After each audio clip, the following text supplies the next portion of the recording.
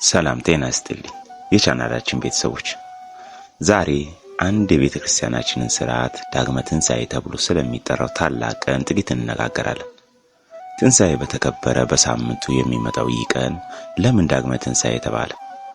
በውስጡስ ምን አይነት ምስጢር ይዟል? አብራችሁን ቆዩ። ዳግመ ትንሣኤ ሲባል ሁለተኛ ትንሣኤ ማለት ሳይሆን ጌታችን መድኃኒታችን ኢየሱስ ክርስቶስ ከትንሣኤ በኋላ በስምንተኛው ቀን ለደቀ መዛሙርቱ በድጋሚ የታየበትን ዕለት ለማሰብ ነው።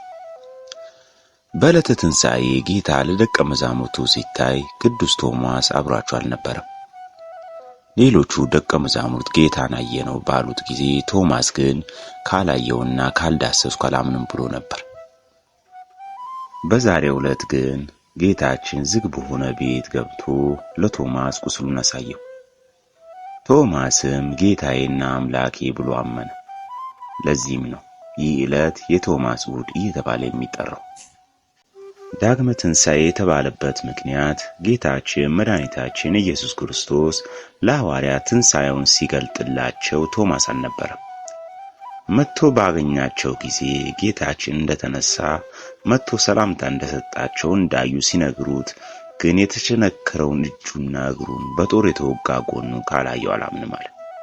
በዮሐንስ ወንጌል ምዕራፍ 20 ከቁጥር 5 ላይ እንደተጻፈው ይህን ሲላቸው ሐዋርያው ቶማስ የተጠራጠረው ትንሣኤ ሙታን የለም ከሚሉት ከሰዱቃውያን ወገን ነበረና፣ አንድም ለሌሎች ሐዋርያት ሞትን ድል አደረጉ፣ ተነሱ፣ አየው እያሉ ሲያስተምሩ እኔ ሰማው ብዬ ላስተምር ነው።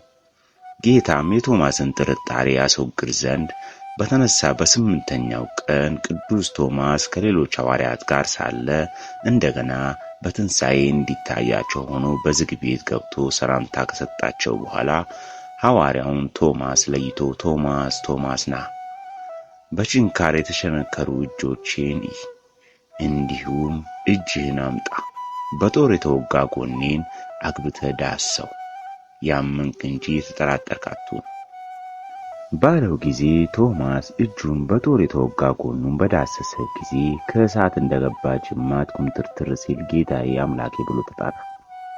አምላክነቱን መሰከረ። አንተ አይተሃል፣ አምነሃል፣ ነገር ግን ሳያዩ የሚያምኑ ብፁዓን ናቸው ብሎ ፈውሶታል። በዮሐንስ ወንጌል ምዕራፍ 20 ከቁጥር 29 በአከባበሩ ሥርዓት የመጀመሪያው ትንሣኤ ዕለቱ የሚባለው ሳይለወጥ በሙሉ በዚሁ ቀን ይደገማል። በሃይማኖት በቀና ምግባር የጸናን ያድርገን። አሜን። ይቆየን። ቻናሉን ሰብስክራይብ በማድረግ አበረታቱን። ሰላም፣ እግዚአብሔር ከእናንተ ጋር ይሁን።